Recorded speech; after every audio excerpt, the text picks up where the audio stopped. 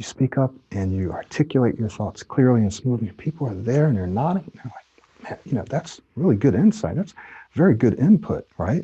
What if you were able to give the presentations that you want, where you're standing up, you're giving your presentation? I mean, just imagine this. And we're going to look at this again. Just imagine you're giving the presentation, you're looking in the people's eyes, they're nodding, you're not hiding behind the screen, the computer. It's not dark where they can't see you. They can see you, you can see them.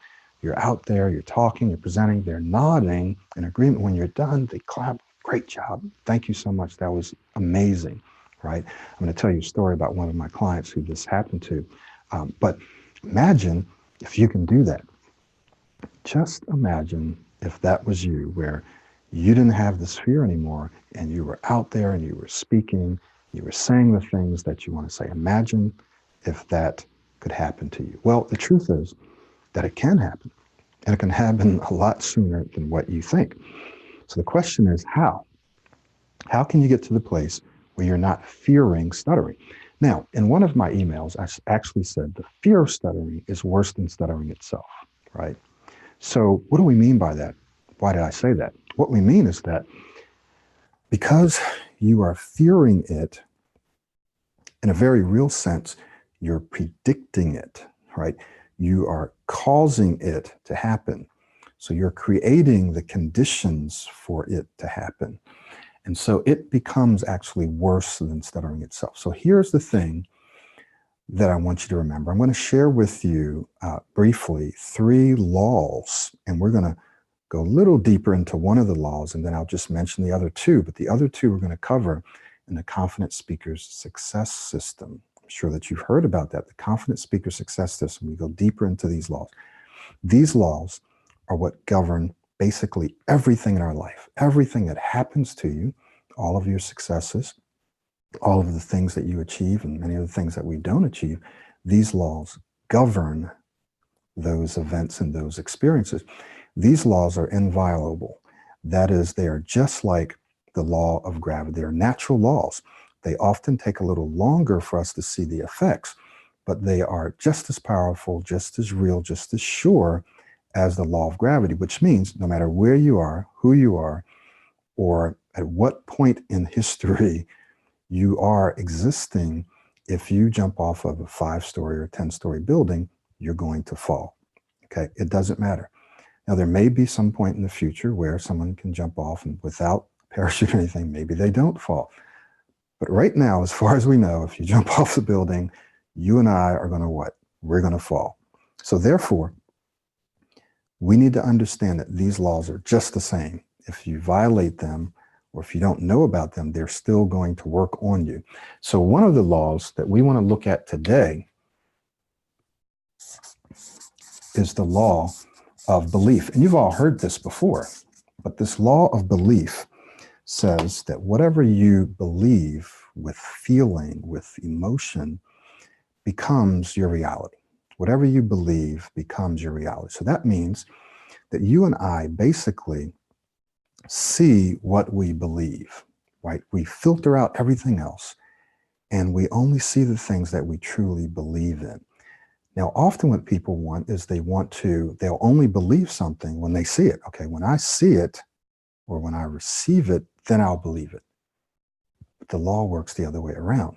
We have to first see it. We have to see it before, or we have to believe it, right, first, and then we'll see it. It's the same thing in the Bible. It says, if you believe, then you shall what? Then you'll receive. And so you receive it first, and then believe. You have to believe it first, right? And then you will receive it.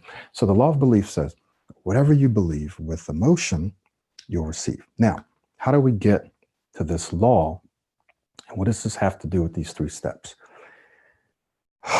Here's something that I'd like for you to remember. I believe this was said by Ralph Waldo Emerson. And I do want to kind of write this one down for you, and then we'll come back.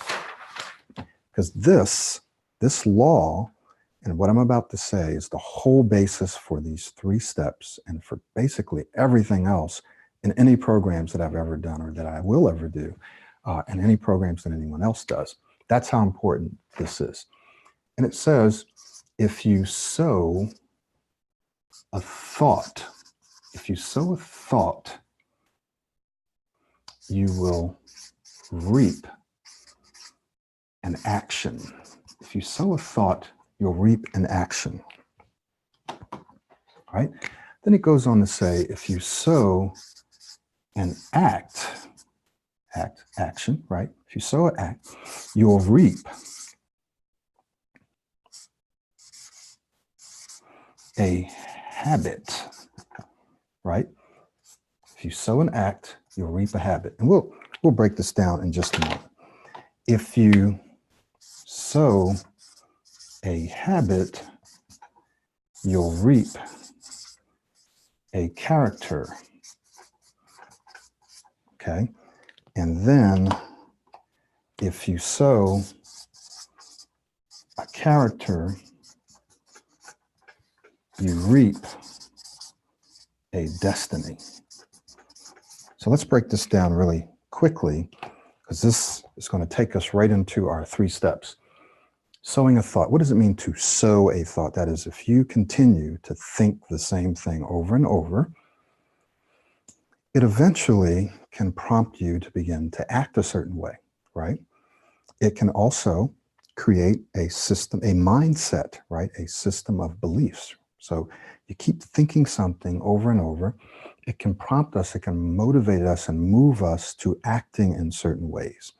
So sowing a thought, thinking a thought over and over can help develop our beliefs about who we are, about what we're capable of, about the world, about other people. Just by thinking the same thing over and over, we develop this mindset, we develop beliefs, and those beliefs, that mindset then is what motivates us, is what prompts us to take certain actions or in life or in action, right? When you sow an act over and over and over again, it creates a what? A habit, a pattern. You keep doing the same thing over and over again, it becomes a habit. And if you sow a habit, if you keep repeating the same habit over and over, it becomes your character. Your character is who you are when nobody's around. It's who you and I really are, right? So if we keep doing the same thing over and over again, and it's a habit, it becomes who we are. It kind of defines, it's reflective of who we are, okay?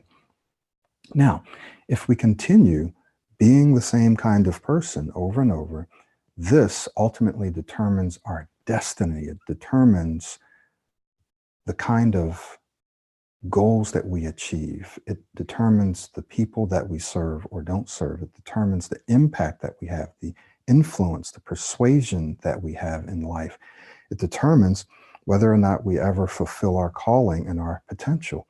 It determines how much money you earn. It determines the quality of your life, the quality of your relationships, the quality of your service to humankind, okay? It determines your destiny. But it all started where? S-O-W.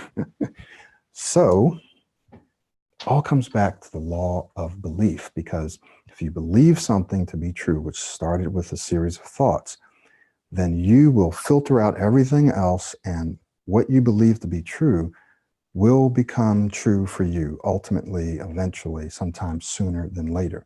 And we see this all the time, okay? So here's something that I discovered, and it's very profound as we move into the 3 steps, is that stuttering is, and I'm going to write this one down. So stuttering, believe this or not, is 100% mental. Now, in the past, I may have not said that. I may have said, well, for some people, it's maybe 20% mental. For other people, maybe it's 80 or 90% mental. But the truth is, it's 100% mental. Now, I know some people say, well, Michael, what about people that have had strokes? Isn't that physical? Isn't that pretty much 100% physical? Well, yes, it is. But here's the thing.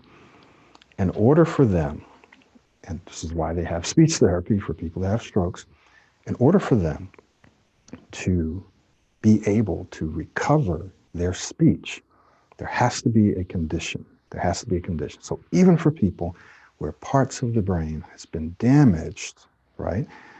And it causes them to have a stutter.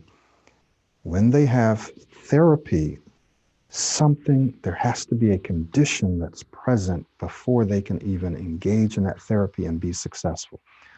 What is that condition? Go ahead and type that in for me. Type that in for me, what you believe to be the condition that I'm talking about. I'm going to go ahead and talk about it, but I just want you to type in what you think. And so here it is.